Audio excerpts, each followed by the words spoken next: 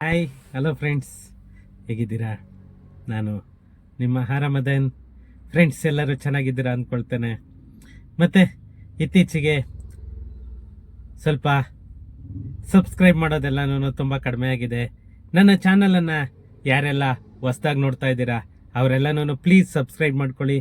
ಹಾಗೇನೇ ಹಳಬ್ರೆಲ್ಲನೂ ನಿಮ್ಮ ಫ್ರೆಂಡ್ಸ್ಗಾಗಲಿ ನಿಮ್ಮ ರಿಲೇಷನ್ಗಾಗಲಿ ಶೇರ್ ಮಾಡೋ ಮುಖಾಂತರ ನನಗೆ ಸಪೋರ್ಟ್ ಮಾಡಿ ಅಂತ ಹೇಳ್ತಾ, ಫ್ರೆಂಡ್ಸ್ ಇವತ್ತು ಒಂದು ತುಂಬಾ ಒಂದು ಮುಖ್ಯವಾದ ವಿಷಯದ ಬಗ್ಗೆ ಮಾತಾಡೋಣ ಅಂತ ಈ ವಿಡಿಯೋ ಮಾಡ್ತಾ ಇದ್ದೇನೆ. ಏನಂತ ಅಂದರೆ, ಸುಮಾರು ಲಕ್ಷಾಂತರ ಜನ ಕಾತುರದಿಂದ ಏನು ಕಾಯ್ತಾ ಇದ್ದೀರಾ ಅದಕ್ಕೆ ಒಂದು ಮುಕ್ತಿ ಅನ್ನೋದು ಸಿಗ್ತಾ ಇದೆ. ಯಾಕಂತಂದರೆ ಸುಮಾರು ಲಕ್ಷಾಂತರ ಜನ ಈ ರೆವೆನ್ಯೂ ಸೈಟ್ಸ್ಗೆ ಖಾತಾ ಯಾವಾಗ ಸರ್ ಅಂತ ಕೇಳ್ತಾ ಇದ್ರಿ. ಅದಕ್ಕೆ ನಿನ್ನೆ ಪ್ರಿಯಾಂಕಾ ಖರ್ಗೆ ಅವರು ಒಂದು ಮುನ್ಸೂಚನೆಯನ್ನ ಕೊಟ್ಟಿದ್ದಾರೆ. ಅಂತ ಅಂದರೆ ಹೆಚ್ಚು ಕಡಿಮೆ ಅವರು ಹೇಳಿದ್ದ ಡೇಟಿಗೆ ಆಲ್ಮೋಸ್ಟ್ ಇದಾಗುತ್ತೆ. ನಾನು ಲಾಸ್ಟ್ ವಿಡಿಯೋದಲ್ಲೂ ಕೂಡ ಹೇಳಿದ್ದೆ ನಿಮಗೆ, ನೆಕ್ಸ್ಟ್ ಮಂತ್ ಜೂನಿಂದ ನಿಮಗೆ ಈ ಸ್ವತ್ತು ಅಭಿಯಾನ ಅನ್ನೋದೊಂದು ಸ್ಟಾರ್ಟ್ ಆಗ್ತಾ ಇದೆ ಅಂತ ಹೇಳ್ಬಿಟ್ಟು, ಅದಕ್ಕೋಸ್ಕರನೇನೆ ಈ ಸ್ವತ್ತು ಅಭಿಯಾನ ಮಾಡ್ತಿರೋದು. ಈ ಸ್ವತ್ತು ಅಭಿಯಾನ ಏನಕ್ಕೆ ಮಾಡ್ತಾರೆ ಅಂತ ಅಂದ್ರೆ, ಜನಗಳಿಗೆ ಒಂದು ಕಾಳಜಿ ಬರಲಿ, ಜನಗಳಿಗೆ ಅದರ ಬಗ್ಗೆ ಒಂದು ಮಾಹಿತಿಯನ್ನ ನೀಡಬೇಕು ಅಂತಲೇನೆ ಇವರು ಈ ಸ್ವತ್ತು ಅಭಿಯಾನ ಅನ್ನೋದನ್ನ ಹಮ್ಮಿಕೊಂಡಿರೋದು. ಅದನ್ನ ನೆಕ್ಸ್ಟ್ ಮಂತ್ ಇಂದ ಸ್ಟಾರ್ಟ್ ಮಾಡ್ತಾ ಇದ್ದಾರೆ. ಯಾಕಂದ್ರೆ ನೀವು ಆ ಅಭಿಯಾನದಲ್ಲಿ ಪಾಲ್ಗೊಂಡ್ರೆ ನಿಮ್ಗೆ ಅದಕ್ಕೆ ಏನೆಲ್ಲ ರೆಕಾರ್ಡ್ಸ್ ಬೇಕು, ಯಾವ ತರ ಅಪ್ಲೈ ಮಾಡಬೇಕು, ಏನೆಲ್ಲ ಮಾಡಬೇಕು ಅನ್ನೋದು ಅವರು ಸಂಪೂರ್ಣವಾದ ಮಾಹಿತಿಯನ್ನ ಕೊಡೋದಕ್ಕೋಸ್ಕರನೇ ಈ ಸ್ವತ್ತು ಅಭಿಯಾನನ ನಾವು ಶುರು ಮಾಡ್ತಾ ಇದ್ದೀವಿ ಅಂತ ಹೇಳಿರೋದು. ನೆಕ್ಸ್ಟ್ ಮಂತ್ ಈ ಸ್ವತ್ತು ಅಭಿಯಾನ ಶುರುವಾಗ್ತಾ ಇದೆ. ಜುಲೈ 1st or 2nd ವೀಕಲ್ಲಿ ನಿಮಗೆ ಖಾತಾಗಳು ಕೂಡ ಸ್ಟಾರ್ಟ್ ಮಾಡ್ತಾ ಇದ್ದಾರೆ. ಇದು ಒಂದು ಇವತ್ತಿನ ಮುಖ್ಯವಾದ ಅಪ್ಡೇಟ್. ಯಾಕಂತಂದ್ರೆ ಒಂದು ನೀವೆಲ್ಲನೂ ಎಷ್ಟು ಕಾಯ್ತಾ ಇದ್ದೀರಾ ಅಂತಂದೇಳಿ ಖಂಡಿತ ಅರ್ಥ ಆಗುತ್ತೆ. ಆದ್ರಿಂದ ನೀವೇನೇನೆ ಇದ್ರ ಬಗ್ಗೆ ಜಾಸ್ತಿ ಹೇಳ್ಬಾರ್ದು. ಅದು ಯಾಕಂತಂದ್ರೆ ಅಷ್ಟು ಕಷ್ಟ, ಸುಖ, ನೋವು, ನಲಿವು ಅಂತ ಏನ್ ಹೇಳ್ತೀವಿ ಅದನ್ನ ಅನುಭವಿಸ್ಬಿಟ್ಟಿದ್ದಾರೆ ಹಳ್ಳಿ ಜನ ಆಗ್ಬೋದು, ಅಥವಾ ನಮ್ಮ ಬೆಂಗಳೂರು ರೂರಲ್ ಅಲ್ಲಿ ತಗೊಂಡಿರೋರಾಗ್ಬೋದು. ಅದು ಖಂಡಿತ ಅವರ ನೋವೆಲ್ಲನೂ ಅರ್ಥ ಆಗುತ್ತೆ. ಅದಕ್ಕೆ ಇವತ್ತು ಒಂದು ಪೊಲೀಸ್ ಸ್ಟಾಪ್ ಅನ್ನೋದನ್ನ ಕರ್ನಾಟಕ ಸರ್ಕಾರ ಹಿಡೋದಕ್ಕೆ ಕೂಡ ಮುಂದೆ ಬರ್ತಾ ಇದೆ. ಫ್ರೆಂಡ್ಸ್, ಅದ್ರ ಬಗ್ಗೆನೇನೆ ಈ ವಿಡಿಯೋದಲ್ಲಿ ಸಂಪೂರ್ಣವಾಗಿ ತಿಳ್ಕೊಳ್ಳೋಣ. ಮತ್ತೆ ಅದು ಯಾವ ತರ ಮಾಡಬೇಕು, ಏನ್ ಮಾಡಬೇಕು, ಏನೆಲ್ಲ ರೆಕಾರ್ಡ್ಸ್ ಬೇಕು ಎಲ್ಲನೂ ಈ ವಿಡಿಯೋದಲ್ಲಿ ನಾವು ನೋಡೋಣ ಬನ್ನಿ. ಜುಲೈ 2ನೇ ವಾರದಿಂದ ಗ್ರಾಮ ಪಂಚಾಯಿತಿ ವ್ಯಾಪ್ತಿಯ ಅನಧಿಕೃತ ಆಸ್ತಿಗಳಿಗೆ ಬಿ ಖಾತಾ ವಿತರಣೆ ಆರಂಭವಾಗಲಿದೆ.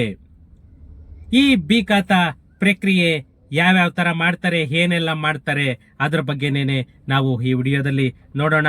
ಯಾಕಂದ್ರೆ ನಮ್ಮ ಗ್ರಾಮೀಣ ಭಾಗದ ಲಕ್ಷಾಂತರ ಅನಧಿಕೃತ ಆಸ್ತಿದಾರರಿಗೆ ಈ ಒಂದು ನ್ಯೂಸ್ ಏನಿದೆ, ಈ ಅಪ್ಡೇಟ್ ಏನಿದೆ, ಒಂದು ಶುಭ ಸುದ್ದಿ ಅಂತಲೇನೆ ಹೇಳ್ಬೇಕು. ಯಾಕಂತಂದ್ರೆ ಈ ಗ್ರಾಮ ಪಂಚಾಯಿತಿ ವ್ಯಾಪ್ತಿಯಲ್ಲಿ ಬರುವಂತಹ ಈ ಅನಧಿಕೃತ ನಿವೇಶನಗಳಾಗ್ಬೋದು, ಅಥವಾ ಮನೆಗಳಾಗ್ಬೋದು, ಅಥವಾ ಕಟ್ಟಡಗಳಾಗ್ಬೋದು, ಇವೆಲ್ಲದಕ್ಕೂ ಕೂಡ ನಿಮ್ಗೆ ಬಿ ಖಾತಾನ್ನ ವಿತರಿಸಬೇಕು ಅಂತ ಹೇಳ್ಬಿಟ್ಟು ನಮ್ಮ ಕರ್ನಾಟಕ ಸರ್ಕಾರ ಒಂದು ಈ ಸ್ವತ್ತು ಅಭಿಯಾನ ಅನ್ನೋದನ್ನು ಕೂಡ ನೆಕ್ಸ್ಟ್ ಮಂತ್ ಇಂದ ಶುರು ಮಾಡ್ತಾ ಇದ್ದಾರೆ. ಜುಲೈ 2ನೇ ವಾರದಿಂದಲೇನೆ ಖಾತಾ ಪ್ರಕ್ರಿಯೆಯನ್ನು ಕೂಡ ನಾವು ಶುರು ಮಾಡ್ತಾ ಇದ್ದೇವೆ ಅಂತ ಹೇಳ್ಬಿಟ್ಟು ಒಂದು ಗ್ರೀನ್ ಸಿಗ್ನಲ್ ಆಯ್ತು ನಿನ್ನೆ. ಯಾಕಂದ್ರೆ ಇಲ್ಲಿವರೆಗೂ ಏನು ರಾಜ್ಯಪಾಲರ ಅಂಕಿತ ಆಗ್ಬೋದು, ಅಥವಾ ರಾಜ್ಯಪಾಲರ ಅಂಕಿತ ಆಗ್ಬೋದು, ಅಥವಾ ಗೆಜೆಟ್ ಅಲ್ಲಿ ಆಗ್ಬೋದು, ಎಲ್ಲನೂ ಪ್ರಾಸೆಸ್ ಮುಗಿಸಿದ್ರು. ಬಟ್ ಇವರು ಒಂದೇ ಒಂದು ಅಂತಂದ್ರೆ ಅದನ್ನ ಅನುಷ್ಠಾನಕ್ಕೆ ತರಲಿಲ್ಲ ಅನ್ನೋದೇ ಒಂದು ನೋವನ್ನೋದೊಂದಿತ್ತು. ಬಟ್ ಅದಕ್ಕೂ ಕೂಡ ಇವಾಗ ಒಂದು ಗ್ರೀನ್ ಸಿಗ್ನಲ್ ಸಿಗ್ತಾ ಇದೆ. ಫ್ರೆಂಡ್ಸ್, ಈ ಅನಧಿಕೃತ ಬಡಾವಣೆ ನಿವೇಶನದಾರರಿಗೆ ಒಂದು ಅನುಕೂಲ ಮಾಡಬೇಕು. ಯಾಕಂತಂದ್ರೆ ಅದು ಆಗೋಗಿದೆ ತಪ್ಪು ಅಂತ ಹೇಳ್ಬಿಟ್ಟು ಏನು ಈ ಕಾಯ್ದೆಯನ್ನ ಅನುಷ್ಠಾನಕ್ಕೆ ತಗೊಂಡ್ ಬಂದ್ರು. ಈ ಅನುಷ್ಠಾನದ ಪ್ರಕಾರ ಮಾರ್ಗಸೂಚಿಯನ್ನ ಕೂಡ ಸಿದ್ಧಪಡಿಸಿ ರಾಜ್ಯದಲ್ಲಿ ಸುಮಾರು 95 ಲಕ್ಷಕ್ಕೂ ಹೆಚ್ಚಿನ ಆಸ್ತಿ ಮಾಲೀಕರಿಗೆ ಒಂದು ಬಿ ಖಾತಾ ಅನ್ನೋದನ್ನ ನಾವು ಕೊಡೋದಕ್ಕೆ ಎಲ್ಲ ಸಿದ್ಧತೆಯನ್ನ ಮಾಡ್ಕೊಳ್ತಾ ಇದ್ದೀವಿ ಅಂತ ಹೇಳ್ಬಿಟ್ಟು ಗುರುವಾರ ಅಂದ್ರೆ ನಿನ್ನೆ ಪ್ರಿಯಾಂಕಾ ಖರ್ಗೆ ಅವರು ಮಾತಾಡಿದ್ರು. ಯಾಕಂತ ಅಂದ್ರೆ ಈ ಸುಮಾರು ಹತ್ತತ್ರ 1.5 ಕೋಟಿ ಗ್ರಾಮ ಪಂಚಾಯಿತಿ ಅನಧಿಕೃತ ಪ್ರಾಪರ್ಟಿ ಅಂತ ಏನ್ ಹೇಳ್ತೀವಿ, ಅವು ಸುಮಾರು 1.5 ಕೋಟಿ ಪ್ರಾಪರ್ಟಿಗೂ ಹೆಚ್ಚಾಗಿ ಇವತ್ತು ಆಸ್ತಿ ತೆರಿಗೆಯಿಂದ ಹೊರಗಡೆ ಇದಾವೆ. ಇದು ಆಗ್ಬಾರ್ದು. ಯಾಕಂತಂದ್ರೆ ಸರ್ಕಾರಕ್ಕೆ ಬರುವಂತಹ ಆಸ್ತಿ, ಸರ್ಕಾರಕ್ಕೆ ಬರುವಂತಹ ಬಂಡವಾಳ, ಸರ್ಕಾರಕ್ಕೆ ಬರುವಂತಹ ಇನ್ಕಮ್ ಕಡಿಮೆ ಆಗ್ಬಾರ್ದು ಅಂತ ಹೇಳ್ಬಿಟ್ಟು ಇಷ್ಟೆಲ್ಲಾನು ಇದ್ ಮಾಡ್ತಾ ಇದ್ದಾರೆ. ಅದರಿಂದಲೇನೆ ಇವಾಗ ಪುರಸಭೆ ಆಯ್ತು, ನಗರಸಭೆ ಆಯ್ತು, ಗ್ರಾಮ ಠಾಣ ಆಯ್ತು, ಸಕ್ರಮ ಪ್ರಾಪರ್ಟಿ ಆಯ್ತು, BBMP ಆಯ್ತು, ಇನ್ನು ಉಳಿಕೆ ಇದ್ದಿದ್ದು ಅಂತಂದ್ರೆ ರೆವೆನ್ಯೂ ಪ್ರಾಪರ್ಟಿ ಮಾತ್ರನೇನೆ. ಅದು ಕೂಡ ಇವಾಗ ಒಂದು ರೆವೆನ್ಯೂ ಪ್ರಾಪರ್ಟೀಸ್ ಕೂಡ ಈ ಬಿ ಖಾತನ್ನ ಕೊಡಬೇಕು ಅಂತ ಹೇಳ್ಬಿಟ್ಟು ಎಲ್ಲಾ ತರಹದ ಸಿದ್ಧತೆ ಕೂಡ ಮುಗಿದಿದೆ. ಇನ್ನು ಏನಿದ್ರು ಕೂಡ ವರ್ಕ್ ಸ್ಟಾರ್ಟ್ ಆಗಬೇಕು. ಫ್ರೆಂಡ್ಸ್, ಈ ಬಿ ಖಾತೆ ಯಾವ್ಯಾವ ಪ್ರಾಪರ್ಟಿಗೆ ಬರುತ್ತೆ, ಇದರ ಮಹತ್ವ ಏನು ಅನ್ನೋದನ್ನ ನಾವು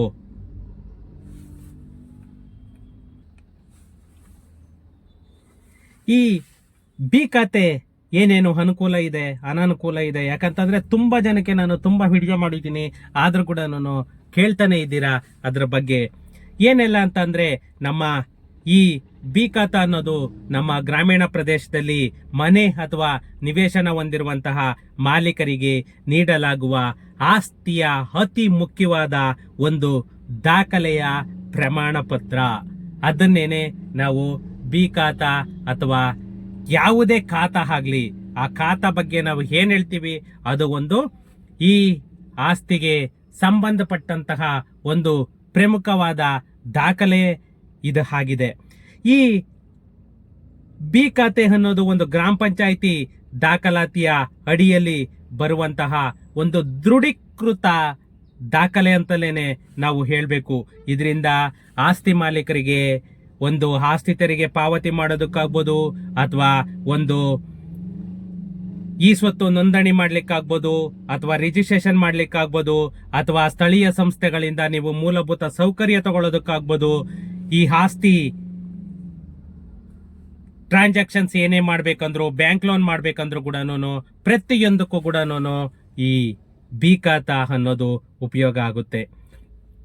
ಈ ನಮ್ಮ ಪಂಚಾಯತ್ ರಾಜ್ ಅಧಿನಿಯಮ ಏನೇನು ಜಾರಿ ಮಾಡ್ತು ಅಂತಂದ್ರೆ, ಈ ನಮ್ಮ ಕರ್ನಾಟಕದ ಗ್ರಾಮೀಣ ಪ್ರದೇಶಗಳಲ್ಲಿ ಏನು ಈ ಅನಧಿಕೃತ ಬಡಾವಣೆಗಳು ಅಥವಾ ನಿವೇಶನಗಳಾಗ್ಬೋದು, ದಾಖಲೆ ಇಲ್ಲದೆ ಹಠಾತ್ ನಿರ್ಮಾಣ ಏನು ಆದವು, ಅವಕ್ಕೆ ಒಂದು ಆಸ್ತಿಯ ಕ್ರಯ ವಿಕ್ರಯ ಪ್ರತಿಯೊಂದಕ್ಕೂ ಏನು ತೊಂದರೆ ಆಯ್ತು, ಅದನ್ನ ಎಲ್ಲವನ್ನ ಮನಗಂಡು ನಮ್ಮ ಕರ್ನಾಟಕ ಸರ್ಕಾರ ಈ ಸ್ವತ್ತು ಅನ್ನೋದನ್ನ ತಗೊಂಡ್ ಬಂತು. ಆ ಈ ಸ್ವತ್ತು ವ್ಯವಸ್ಥೆಯಡಿ ಈ ಆಸ್ತಿಗಳನ್ನ ದಾಖಲಿಸಿದರೆ ಮೊದಲಿಗೆ ಬಿ ಖಾತಾದ ಅಗತ್ಯ ತುಂಬಾನೇ ಇದೆ. ಆದರೆ ಸರ್ಕಾರ ಸುಮಾರು 2013ರಿಂದ ಇಲ್ಲಿವರೆಗೂ ಯಾವುದೇ ಅನಧಿಕೃತ ಆಸ್ತಿಗಳಿಗೆ ಸರ್ಕಾರ ಆ ಖಾತಾವನ್ನ ಬಿಡೋದಕ್ಕೆ ಇದ್ ಮಾಡ್ಲಿಲ್ಲ. ಯಾಕಂದ್ರೆ ಸುಮಾರು 2013ರಿಂದ ಇಲ್ಲಿವರೆಗೂ ಯಾವುದೇ ಖಾತೆಯನ್ನು ಕೂಡ ನಮ್ಮ ಕರ್ನಾಟಕ ಸರ್ಕಾರ ಕೊಡ್ಲಿಲ್ಲ. ಇನ್ನೊಂದೇನಂತಂದ್ರೆ, ಈ ಖಾತೆ ಯಾವಾಗ ನಿಲ್ಲಿಸ್ತು ರೆವೆನ್ಯೂ ಪ್ರಾಪರ್ಟೀಸು, ಅದೆಲ್ಲನೂ ಮನುಷ್ಯನಿಗೆ ಎಷ್ಟು ಕಷ್ಟ ಅನ್ನೋದನ್ನ ಸೃಷ್ಟಿ ಮಾಡ್ತು ಅಂತಂದ್ರೆ, ಈ ರೆವೆನ್ಯೂ ಸೈಟ್ ಸವಾಸನೆ ಸಾಕಪ್ಪ ಅನ್ನೋ ಒಂದು ಮಟ್ಟಕ್ಕೂ ಕೂಡ ಹೋಗುವಂತಾಯ್ತು. ಆದ್ರೆ ಸರ್ಕಾರ ಈವರೆಗೆ ಏನು ಈ ಅನಧಿಕೃತ ಆಸ್ತಿಗಳಿಗೆ ಬಿ ಖಾತಾ ನೀಡಿರ್ಲಿಲ್ಲ. ಈ ಸಮಸ್ಯೆಗೆ ಪರಿಹಾರ ಕಂಡುಕೋಬೇಕು ಅಂತಂದೇಳೇನೆ ನಮ್ಮ ಸರ್ಕಾರ 2025 ಕರ್ನಾಟಕ ಸ್ವರಾಜ್ ಮತ್ತೆ ಪಂಚಾಯತ್ ರಾಜ್ ಅಧಿನಿಯಮವನ್ನ ಜಾರಿಗೆ ತಂದು ಈ ಬಿ ಖಾತೆಯನ್ನ ಇಶ್ಯೂ ಮಾಡೋದಕ್ಕೆ ಎಲ್ಲಾ ತರಹದ ಸಿದ್ಧತೆಯನ್ನ ಮಾಡ್ಕೊಳ್ತಾ ಇದೆ. ಇನ್ನೊಂದೇನಂತಂದ್ರೆ ಈ ಬಿ ಖಾತಾ ಏನ್ ಕೊಡ್ತಿದ್ದಾರೆ ಅದು ಅಧಿಕೃತನ ಅಥವಾ ಅನಧಿಕೃತನ, ಇದು ಕೂಡ ಒಂದು ಸಮಸ್ಯೆ ಉದ್ಭವ ಆಗುತ್ತೆ. ಖಂಡಿತ ಅದಕ್ಕೂ ಕೂಡ ನಾನು ಈ ವಿಡಿಯೋದಲ್ಲಿ ಉತ್ತರ ಹೇಳ್ತೇನೆ. ಬಿ ಖಾತೆ ಯಾವುದೇ ಒಂದು ಪ್ರಾಪರ್ಟಿಗೆ ನೀಡಿದ ತಕ್ಷಣ ಆ ಆಸ್ತಿ ಅಧಿಕೃತ ಅಂತಂದ್ರೆ ಅದು ಅರ್ಥ ಇಲ್ಲ. ಯಾಕಂತಂದ್ರೆ ಇದು ಕೇವಲ ತಾತ್ಕಾಲಿಕ ದಾಖಲೆ, ಕೇವಲ ತಾತ್ಕಾಲಿಕ ದಾಖಲೆ ಮಾತ್ರದ ಹಕ್ಕುಪತ್ರವಾಗಿರುವುದಿಲ್ಲ ಇದು. ಯಾಕಂದ್ರೆ ಇದು ಏನಿದ್ರು ಟೆಂಪರವರಿ ಅಷ್ಟೇನೇನೆ. ಬಿ ಖಾತಾ ಇದು ಪರ್ಮನೆಂಟ್ ಡಾಕ್ಯುಮೆಂಟ್ ಅಲ್ಲ. ಈ ಅನಧಿಕೃತ ಪ್ರಾಪರ್ಟಿಗಳಿಗೆ ಏನು ನಾವು ಬಿ ಖಾತಾ ಅನ್ನೋದನ್ನ ತಗೊಳ್ತಾ ಇದೀವಿ, ಅದನ್ನ ಫ್ಯೂಚರ್ ಅಲ್ಲಿ ನಾವು ಅದಕ್ಕೆ ಸಕ್ರಮ ಅಂತಂದೇಳಿ ಏನ್ ಮಾಡ್ತಾರೆ, ಆ ಸಕ್ರಮ ಅಂತ ಮಾಡಿದಾಗ ಅದಕ್ಕೆ ಬೆಟರ್ಮೆಂಟ್ ಚಾರ್ಜಸ್ ಅಂತ ಏನ್ ಬರುತ್ತೆ, ಆ ಬೆಟರ್ಮೆಂಟ್ ಚಾರ್ಜಸ್ ಅನ್ನ ಕಟ್ಟಿಬಿಟ್ಟು ನಾವು ಅದನ್ನ ಎ ಖಾತಾ ಅನ್ನೋದನ್ನ ಮಾಡಿಸ್ಕೊಳ್ಬಹುದು. ಅದೊಂದು ಪ್ರಾವಿಷನ್ ಇದೆ. ಇದು ಬಿ ಖಾತಾ ಅನ್ನೋದು ಯಾವುದೇ ಒಂದು ಅಧಿಕೃತ ಡಾಕ್ಯುಮೆಂಟ್ ಅಲ್ಲ. ಈ ಹೊಸ ವ್ಯವಸ್ಥೆ ಏನು ಅನುಷ್ಠಾನಕ್ಕೆ ಬಂತು, ಇದರಿಂದ ಸಾರ್ವಜನಿಕರು ಸುಮಾರು ಆಕ್ಷೇಪಗಳನ್ನ ಸಲ್ಲಿಸೋದಕ್ಕೆ ಅವಕಾಶವನ್ನು ಕೂಡ ನಮ್ಮ ಕರ್ನಾಟಕ ಸರ್ಕಾರ ನೀಡಿತ್ತು. ಆ ಆಕ್ಷೇಪಣೆಗಳು ಏನು ಬಂತು ಅದರ ಪ್ರಕಾರನೇ ಮಾರ್ಗಸೂಚಿಗಳು ಮತ್ತೆ ನಿಯಮಾವಳಿಗಳನ್ನ ಸರ್ಕಾರ ಬಹಿರಂಗ ಪಡಿಸಿದ ನಂತರನೇ ಸಾರ್ವಜನಿಕರಿಂದ ಆ ಪ್ರಕ್ರಿಯೆಯನ್ನ ತಗೊಂಡು ಯಾವುದಕ್ಕೆ ಯಾವ್ದು ಕೊಡಬೇಕು, ಎ ಖಾತಾ ಬಿ ಖಾತಾ ಯಾವುದಕ್ಕೆ ಇಶ್ಯೂ ಮಾಡಬೇಕು ಅಂತ ಹೇಳ್ಬಿಟ್ಟು ಸರ್ಕಾರ ಅದನ್ನ ಇದ್ ಮಾಡ್ಕೊಳ್ತು. ಈ ನಮ್ಮ ಬಿ ಖಾತೆಯಿಂದ ಏನೇನು ಪ್ರಯೋಜನಗಳು ಸಿಗುತ್ತೆ ಅದನ್ನ ಕೂಡ ನಾನು ಈ ವಿಡಿಯೋದಲ್ಲಿ ನೋಡೋಣ. ಈ ಬಿ ಖಾತೆಯಿಂದ ನಾವು ಎವ್ರಿ ಇಯರ್ ಏನು ಈ ಪ್ರಾಪರ್ಟಿ ಟ್ಯಾಕ್ಸ್ ಕಂದಾಯ ಅಂತ ಏನ್ ಹೇಳ್ತೀವಿ, ಆ ಕಂದಾಯನ್ನ ಎವ್ರಿ ಇಯರ್ ನಾವು ಪೇ ಮಾಡ್ಕೊಂಡು ಹೋಗ್ಬೋದು. ಯಾಕಂದ್ರೆ ಅಲ್ಲಿಗೆ ನಮ್ಮ ಆಸ್ತಿಯ ತೆರಿಗೆಯನ್ನ ಕಂದಾಯ ಅಂತ ಏನ್ ಹೇಳ್ತೀವಿ ಅದನ್ನ ಎವ್ರಿ ಇಯರ್ ನಾವು ಪೇ ಮಾಡ್ಕೊಂಡು ಹೋಗ್ಬೋದು. ಇಲ್ಲ ಅಂತಂದ್ರೆ ನಿಮ್ಗೆ ಈ ಖಾತಾ ಇಲ್ಲ ಅಂದ್ರೆ ನೀವು ಟ್ಯಾಕ್ಸ್ ಕಟ್ಟಕ್ಕಾಗಲ್ಲ. ಅದು ಎವ್ರಿ ಇಯರ್ ನಿಮ್ಗೆ ಪೆನಾಲ್ಟಿ ಇದ್ ಮಾಡ್ಕೊಂಡು ಹೋಗ್ತಾ ಇರ್ತಾರೆ, ಬಡ್ಡಿ ಚಕ್ರ ಬಡ್ಡಿ ಮತ್ತೆ ಅದಕ್ಕೆ ಪೆನಾಲ್ಟಿ ಅಂತಂದು ಹೇಳ್ಬಿಟ್ಟು ಎಲ್ಲಾನು ಹಾಕೊಂಡು ಹೋಗ್ತಾ ಇರ್ತಾರೆ. ಇನ್ನೊಂದು ಈ ಖಾತೆ ಏನಿರುತ್ತೆ ಇದು ಭವಿಷ್ಯದಲ್ಲಿ ನಿಮ್ಗೆ ಹಕ್ಕು ಸ್ವಾಮ್ಯ ಪಡೆಯೋದಕ್ಕೆ ಮೊದಲ ಹೆಜ್ಜೆನೇನೆ ಈ ಬಿ ಖಾತಾದ ಮಾರ್ಗದರ್ಶನ ಅಂತ ಹೇಳ್ತಾ ಇದ್ದಾರೆ ನಮ್ಮ ತಜ್ಞರು. ಮತ್ತೆ ಆಸ್ತಿ ಸುರಕ್ಷತೆ, ಈ ಆಸ್ತಿ ಮಾಹಿತಿ ರಾಜ್ಯದ ಡಿಜಿಟಲ್ ಪೋರ್ಟಲ್ ನಲ್ಲಿ ದಾಖಲಾಗುವುದರಿಂದ ತಪ್ಪು ದಾಖಲೆಗಳ ಅಪಾಯ, ಈ ಫ್ರಾಡ್ ಮಾಡೋದಕ್ಕೆ ಏನ್ ಹೋಗ್ತಾರೆ ಅದೆಲ್ಲವನ್ನ ಕೂಡ ಈ ಖಾತೆಯಿಂದ ನಾವು ತಡಿಬಹುದು. ಮತ್ತೆ ಪಂಚಾಯತ್ ಆಫೀಸುಗಳಿಗೆ, ಸರ್ಕಾರಕ್ಕೆ ಏನಿದಾಗಿದೆ ಈ ಗ್ರಾಮೀಣ ಸಂಸ್ಥೆಗಳಿಗೆಲ್ಲಾನು ಇದರಿಂದ ನಾವೇನ್ ಟ್ಯಾಕ್ಸ್ ಕಂದಾಯ ಅಂತ ಕಟ್ತೀವಿ ಅದಕ್ಕೋಸ್ಕರ ಅವರಿಗೆ ಇನ್ಕಮ್ ಕೂಡ ಬಂದಂತಾಗುತ್ತೆ. ಮತ್ತೆ ಮೂಲಭೂತ ಸೌಕರ್ಯಗಳು ಪಡೆಯೋದು ಕೂಡ ಈ ಖಾತಾ ನಮ್ಗೆ ತುಂಬಾನೇ ಇಂಪಾರ್ಟೆಂಟ್ ಆಗುತ್ತೆ. ಇನ್ನೊಂದು ಫ್ರೆಂಡ್ಸ್, ಈ ಆನ್ಲೈನ್ ಅಥವಾ ಗ್ರಾಮ ಪಂಚಾಯಿತಿಯಲ್ಲಿ ಏನು ನಾವು ಅರ್ಜಿಯನ್ನ ಸಲ್ಲಿಸಬಹುದು ನಾವು. ಯಾಕಂತಂದ್ರೆ ಈ ಖಾತೆನ ಎಷ್ಟೋ ಜನ ಕೇಳ್ತಾ ಇದ್ರಿ, ನಾವ್ ಯಾವ ತರ ತಗೊಳ್ಬೇಕು ಅಂತ ಹೇಳ್ಬಿಟ್ಟು. ಆನ್ಲೈನ್ ಬೇಕಾದ್ರೆ ಆನ್ಲೈನು ಅಥವಾ ಪಂಚಾಯತ್ಗೆ ಹೋಗಿ ನೀವು ಅಲ್ಲೇನೇನೆ ಅಪ್ಲಿಕೇಶನ್ ಅನ್ನ ನೀಡಬಹುದು. ಅಥವಾ ಈ ಸ್ವತ್ತು ಪೋರ್ಟಲ್ ಮೂಲಕ ಕೂಡ ಅರ್ಜಿ ಭರ್ತಿ ಮಾಡಿ ನಾವು ಅದನ್ನ ಕೂಡ ನಾವು ಅಲ್ಲಿ ಕೂಡ ಬಿ ಖಾತಾ ಅನ್ನೋದನ್ನ ನಾವು ತಗೊಳ್ಬಹುದು. ಏನಂತಂದ್ರೆ ಅದು ಪ್ರೊಸೀಜರ್ ಇರುತ್ತೆ, ಮತ್ತೆ ನಿಮ್ಗೆ ಇಷ್ಟು ಅಂತಂದೇಳಿ ಬಜೆಟ್ ಇರುತ್ತೆ. ಅದು ಏನು ನೀವು ಟ್ಯಾಕ್ಸ್ ಅನ್ನ ಪೇ ಮಾಡ್ಬೇಕಾಗುತ್ತೆ, ಆ ಟ್ಯಾಕ್ಸ್ ಅನ್ನ ಪೇ ಮಾಡ್ಬಿಟ್ಟು ನೀವು ಖಾತನ್ನ ಇದ್ ಮಾಡ್ಕೊಳ್ಬಹುದು. ಈ ನಮ್ಮ ಗ್ರಾಮ ಪಂಚಾಯಿತಿ ಅಧಿಕಾರಿಗಳು ಮೊದಲಿಗೆ ಸ್ಥಳ ಪರಿಶೀಲನೆಯನ್ನ ಮಾಡ್ತಾರೆ. ಅದು ಯಾಕಂತಂದ್ರೆ ನೀವು ಯಾವುದೇ ಖಾತನ್ನ ಅಪ್ಲೈ ಮಾಡಿದ್ಮೇಲೆ ಅವರು ವೆರಿಫಿಕೇಶನ್ಗೆ ಬರ್ತಾರೆ. ಆಮೇಲೆ ಅವರು ವೆರಿಫಿಕೇಶನ್ ಎಲ್ಲ ಆದ್ಮೇಲೆ ಅಪ್ರೂವಲ್ ಎಲ್ಲ ಆಯ್ತು ಅಂತಂದ್ರೆ PDO ಬಂದ್ಬಿಟ್ಟು ಖಾತಾ ಅನ್ನೋದನ್ನ ಇಶ್ಯೂ ಮಾಡ್ತಾರೆ. ಫ್ರೆಂಡ್ಸ್, ಈ ಖಾತಾನ ಅಪ್ಲೈ ಮಾಡೋದಕ್ಕೆ ನಿಮ್ಗೆ ಏನೆಲ್ಲ ಡಾಕ್ಯುಮೆಂಟ್ ಬೇಕು, ನಾನು ಯಾಕಂದ್ರೆ ಸುಮಾರು ವಿಡಿಯೋದಲ್ಲಿ ಹೇಳಿದ್ದೆ, ಮೊನ್ನೆ ಕೂಡ ಸುಮಾರು ಜನ ಕಮೆಂಟ್ ಮಾಡಿದ್ರು, ಅದಕ್ಕೋಸ್ಕರ ಇದು ಹೇಳ್ತಾ ಇದ್ದೀನಿ. ಆಸ್ತಿಯ ಖರೀದಿ ದಾಖಲೆ, sale deed, gift deed, will deed, ಈ ತರ ನಿಮ್ಗೆ ಆಸ್ತಿ ಯಾವ ತರ ಬಂತು ಅನ್ನೋದು ಒಂದು ಡಾಕ್ಯುಮೆಂಟ್ ಬೇಕು. ಮತ್ತೆ ವಿದ್ಯುತ್ ಬಿಲ್, ಮನೆಗಳು ಕಟ್ಟಡಗಳು ಆಗಿದ್ರೆ ನಿಮ್ಗೆ ವಿದ್ಯುತ್ ಬಿಲ್, ಮತ್ತೆ ನೀರಿನ ಬಿಲ್. ಮನೆ ಇದಕ್ಕೆ ಮಾತ್ರ, ಖಾಲಿ ನಿವೇಶನಗಳಿಗೆ ಇದು ಅಪ್ಲಿಕೇಬಲ್ ಆಗಲ್ಲ. ಮತ್ತು EC, ಮತ್ತು ನಿಮ್ಮದು ಆಧಾರ್ ಕಾರ್ಡ್, ಮತ್ತು ಆ ಟ್ಯಾಕ್ಸ್ ಏನು ಕಟ್ತೀರಾ ಆ ಟ್ಯಾಕ್ಸ್ ಪೇಯ್ಡ್ ರಿಸಿಪ್ಟ್, ಮತ್ತು ಇನ್ನೊಂದು ಮೇಜರ್ ಅಂತ ಅಂದರೆ ನಿಮ್ಮ ಪ್ರಾಪರ್ಟಿ ಎಲ್ಲಿರುತ್ತೆ ಆ ಪ್ರಾಪರ್ಟಿಯಿಂದ ನೀವು ಒಂದು GPS ಕ್ಯಾಮ್ರಾದಲ್ಲಿ ನೀವು ಅಲ್ಲಿ ಲೊಕೇಶನನ್ನು ತಗೊಂಡು ಅದನ್ನು ಫೋಟೋವನ್ನು ಅಪ್ಲೋಡ್ ಮಾಡಬೇಕು. ಇಷ್ಟು ದಾಖಲೆಗಳು ಮತ್ತು ಅದರ ಜೊತೆಯಲ್ಲಿ ಒಂದು ಪಾಸ್ಪೋರ್ಟ್ ಸೈಜ್ ಫೋಟೋ. ಇನ್ನು ಒಂದೇನಂತ ಅಂದರೆ ಮುಖ್ಯವಾಗಿ EC, ಎನ್ಕಂಬರೆನ್ಸ್ ಸರ್ಟಿಫಿಕೇಟ್ ಅಂತ ಏನು ಹೇಳ್ತೀವಿ, EC, sale deed, EC, tax paid, passport size photo ಮತ್ತು GPRS ಕ್ಯಾಮ್ರಾಯಿಂದ ನಿಮ್ಮ ಸೈಟ್ ಫೋಟೋ. ಇಷ್ಟು ಡಾಕ್ಯುಮೆಂಟು ನಿಮ್ಮ ಹತ್ರ ಇರಲೇಬೇಕು ಸ್ನೇಹಿತರೆ. ಇನ್ನ ಒಂದು ಏನಂತಂದರೆ ಇದು ಈ ಸ್ವತ್ತು ಅನ್ನೋದು ಎಷ್ಟೆಲ್ಲನೂ ಒಂದು ಇಂಪಾರ್ಟೆಂಟ್ ಆಗಿದೆ ಅಂತಂದರೆ ನೀವು ನಂಬಲ್ಲ.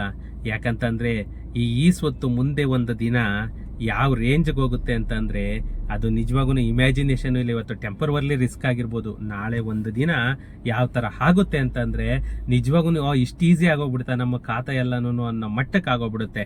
ಯಾಕಂತಂದರೆ ಈ ಸ್ವತ್ತು ತಂತ್ರಾಂಶದ ಮೂಲಕ ನಮ್ಮ ರಾಜ್ಯದಾದ್ಯಂತ ಸುಮಾರು 50 ಲಕ್ಷ ಆಸ್ತಿಗಳಿಗೆ ಈ ಮಾದರಿ ದಾಖಲೆಗಳನ್ನು ಆಲ್ರೆಡಿ ಇಶ್ಯೂ ಆಗಿದೆ. ಈಗ ಬಿ ಖಾತಾ ಏನಾದರೂ ದೊರೆತರೆ ನಮ್ಮ ಗ್ರಾಮ ಪಂಚಾಯಿತಿ ವ್ಯಾಪ್ತಿಯ ಅನಧಿಕೃತ ಆಸ್ತಿಗಳನ್ನು ಕೂಡ ನಾವು ಸುಲಭವಾಗಿ ಪರಿಶೀಲಿಸಬಹುದು.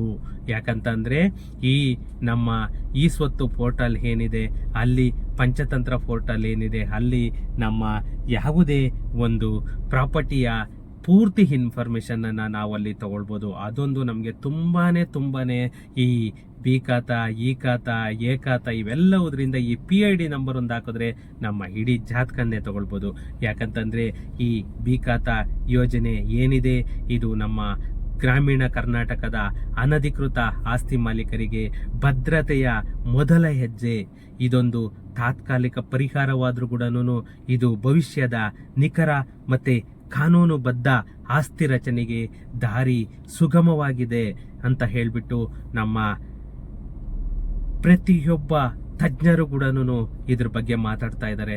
ಯಾಕಂತಂದರೆ ಈ ಖಾತಾ ಅನ್ನೋದು ಅಷ್ಟೊಂದು ಪ್ರಾಮುಖ್ಯತೆಯನ್ನು ಪಡೆಯುತ್ತೆ ಒಂದು ಟೈಮಿಗೆ. ಅದರಿಂದ ಯಾರು ಕೂಡ ಡಿಲೇ ಮಾಡಬೇಡಿ, ಎಲ್ಲನೂ ಡಾಕ್ಯುಮೆಂಟನ್ನು ರೆಡಿ ಮಾಡಿಟ್ಕೊಳ್ಳಿ. ನೆಕ್ಸ್ಟ್ ಮಂತೇನೆ ಸ್ಟಾರ್ಟ್ ಆಗುತ್ತೆ. ಪ್ರತಿಯೊಬ್ಬರು ಕೂಡ ಎಷ್ಟು ಬೇಗ ಆಗುತ್ತೆ ಅಷ್ಟು ಬೇಗ ಟ್ಯಾಕ್ಸ್ ಪೇ ಮಾಡಿ ನೀವು ಖಾತಾ ಮಾಡಿಸ್ಕೊಳ್ಳಿ. ಅದೇನಾದರೂ ಅಪ್ಡೇಟ್ ಬಂತು ಅಂತಂದರೆ ನಾನು ಇಮ್ಮಿಡಿಯೇಟ್ ವಿಡಿಯೋ ಹಾಕ್ತೀನಿ. ಎಲ್ಲರೂ ಆ ವಿಡಿಯೋ ನೋಡಿ ಮತ್ತು ಲೈಕ್ ಮಾಡಿ, ಶೇರ್ ಮಾಡಿ, ನನಗೆ ಸಪೋರ್ಟ್ ಮಾಡಿ ಅಂತ ಹೇಳ್ತಾ ನೆಕ್ಸ್ಟ್ ವಿಡಿಯೋದಲ್ಲಿ ಸಿಗೋಣ. Thank you.